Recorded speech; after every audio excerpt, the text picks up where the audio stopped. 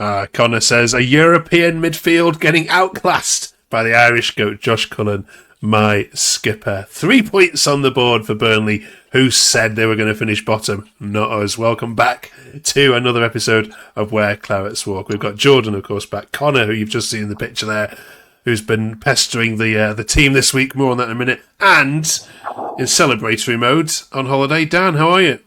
I'm good, thank you. How are you?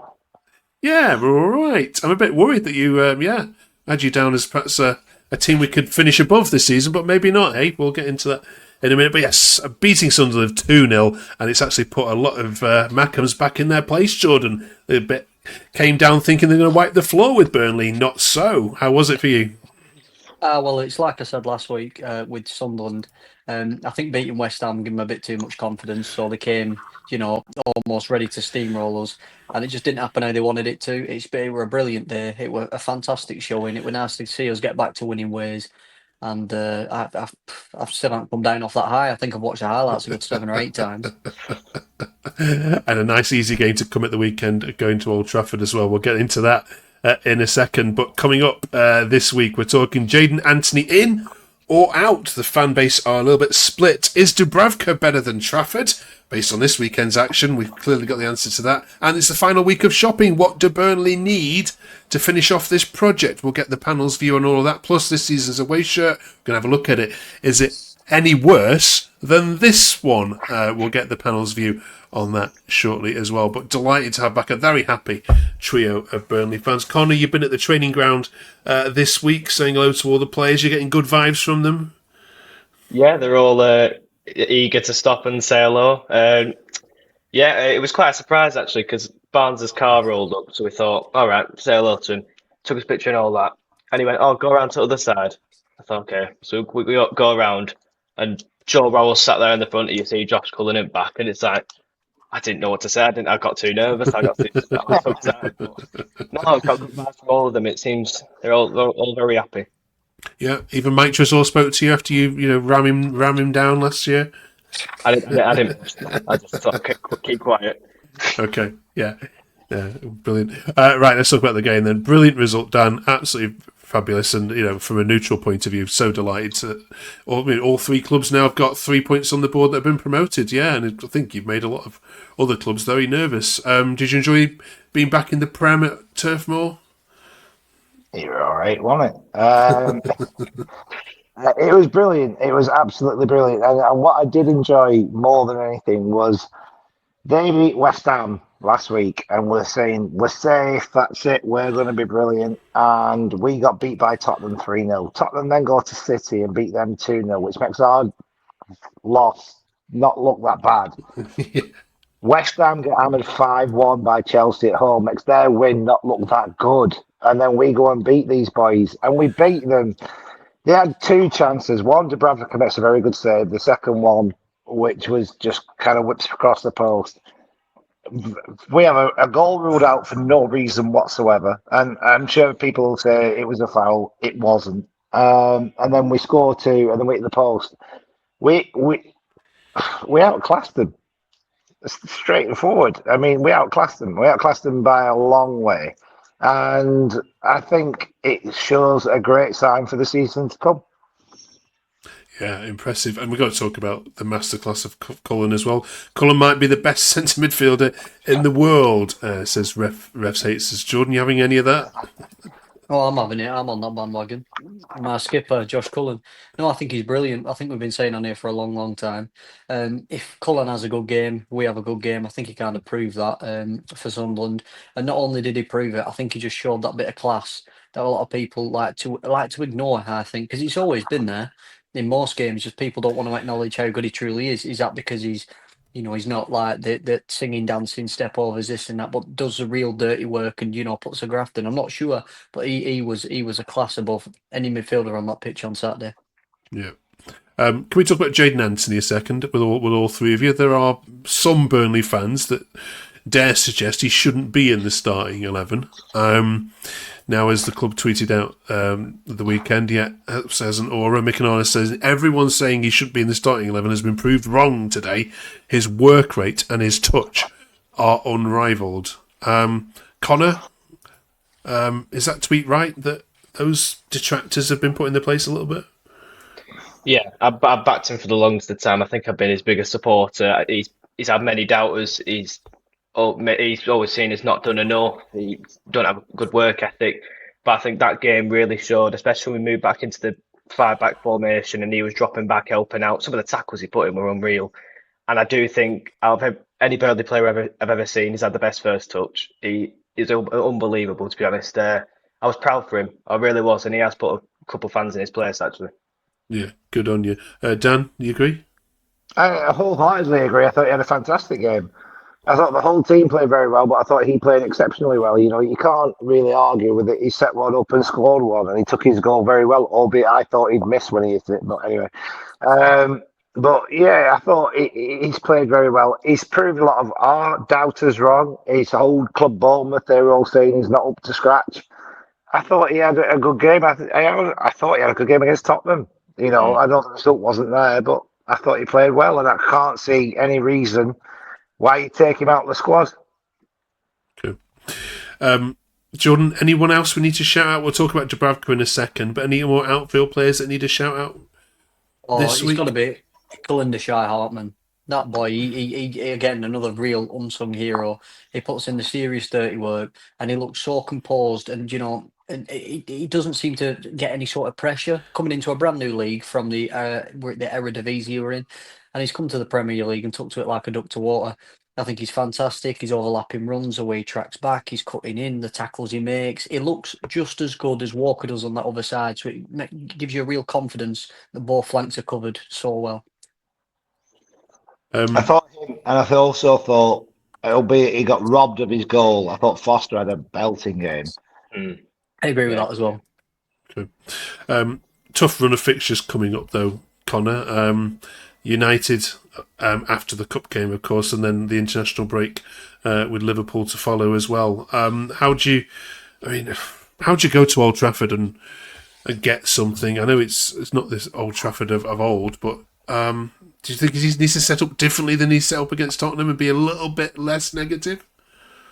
Yeah, I think exactly how we played against Sunderland, how we set up, the players we played, I think that's the way to go forward now. And there's nothing stopping us from having a good performance away at Spurs, just not being clinical enough, a stellar performance here. It's nothing stopping us from going there and getting a point. I'm not saying we will go there and get a point or 3 points, but you can't write us off after the start we've made and how people said how bad we'd be, and we've shown people that we're here to battle. God, it took a while to get that out. How you go to Trafford and get a point right is you just give constant penalties and let Fernandez take them. Just do that for 90 minutes, 0-0, bosh, everyone's happy, we all go on with a point. I can see us winning there. I know it's going to be a bit controversial, but I reckon we'll go there and do them over. I don't think they're that good.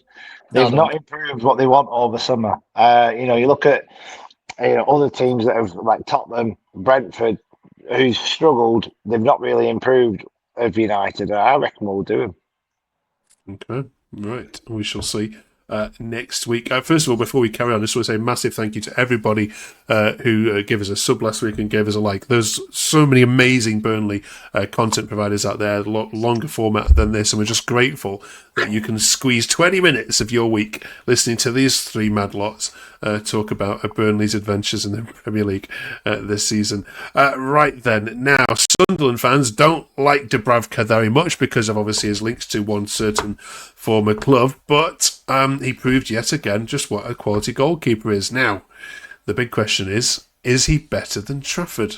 Oh dear, I feel horrible asking this, but it's been a debate on Burnley clubs. So Bob says he's a step up on Trafford, Jordan. He's just the type of experience that we need. First of all, did you feel sorry for James?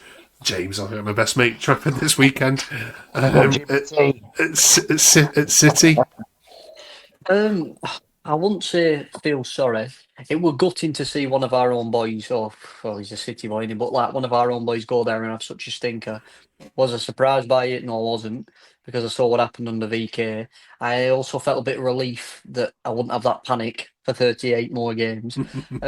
I do think Dubravka. I think, well, if you look at the all-round experience, all-round goalkeeping. I mean, don't get me wrong, Trafford's got time, but I do think he's jumped himself into the deep end way, way too quick. He did it Wheels that season. He started Wheels in the Prem, and now he's just thrown himself into Champions League football, constant non-stop grind of football. I'm not against Championship teams like Isidore who can't take a penalty. These are proper.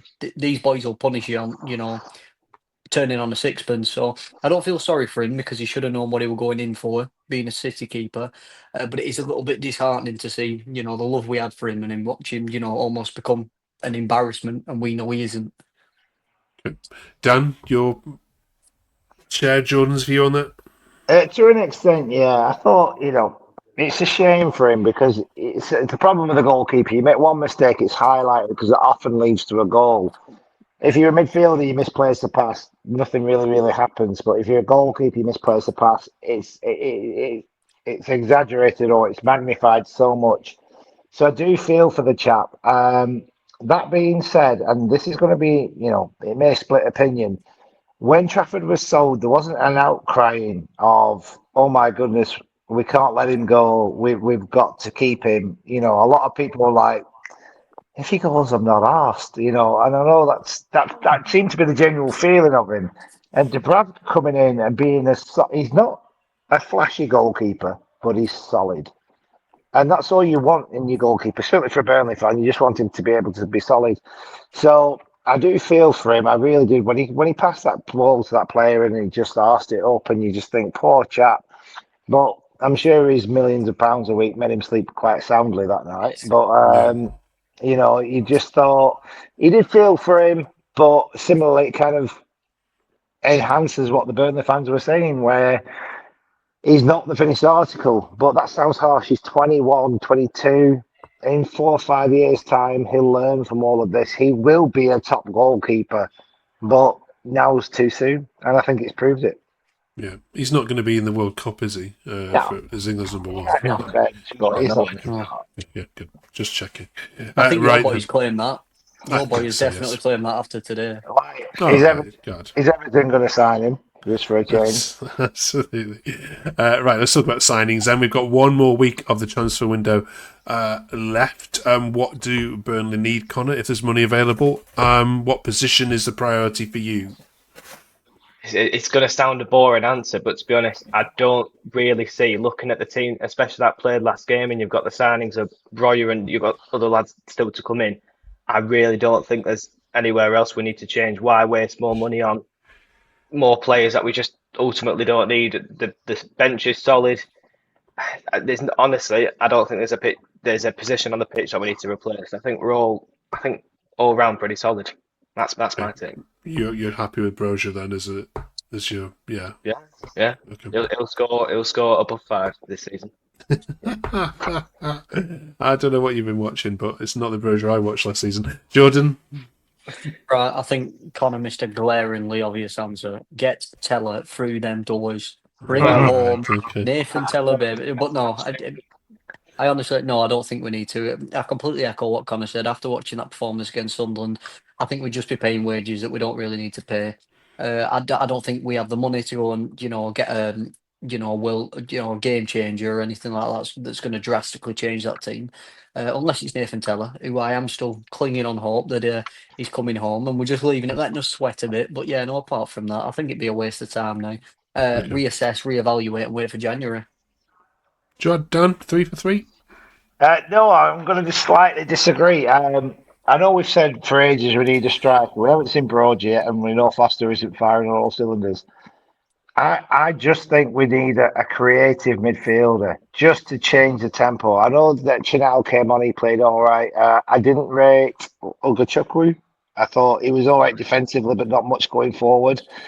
So I would like to see a creative midfielder, someone who creates those chances. Because Cullen, he's obviously scored one, he made one, but the amount of chances weren't flowing. So I would like, we can rate Foster, we can rate Brozier on their season that's coming. I just would like someone who's a bit more of a creative midfielder. Obviously, we'd love Teller to come back as well. Nathan Teller, baby, all that kind of stuff. But, just someone in the midfield. I know we've been linked with him it's not very going to happen. But Christian Eriksen, that name's been touted around once or twice. Or get Stephen Defoe out of retirement. One of the two. Brownhill? Would you call Brownhill? No, not Brownhill. He's going to some crap second-rate Premier League team, I've heard. What have you heard, Mark? It's not a nice way to talk about. Where's he going? Brighton? Is it? Yeah. No. I'd be very surprised if that happens. Right, finally this week then let's talk about away kits. We did the home kit last week, so let's talk about this. Mixed views here. Connor, like it or loathe it? I adore it. Every time I look at it, I'm in awe. It's that good of a shirt. I think honestly it's one of the best away shirts we've had in a long, long time. 10 out of 10. 11 out of 10. Okay. Jordan? I do like it, and I'd say it's more of a 7-8. It does get an extra mark, if you will, because they changed that god awful sponsors colours. So yeah, it's not something that I've not seen out like that for years. It's all right, I like it, but it's nothing outstanding for me.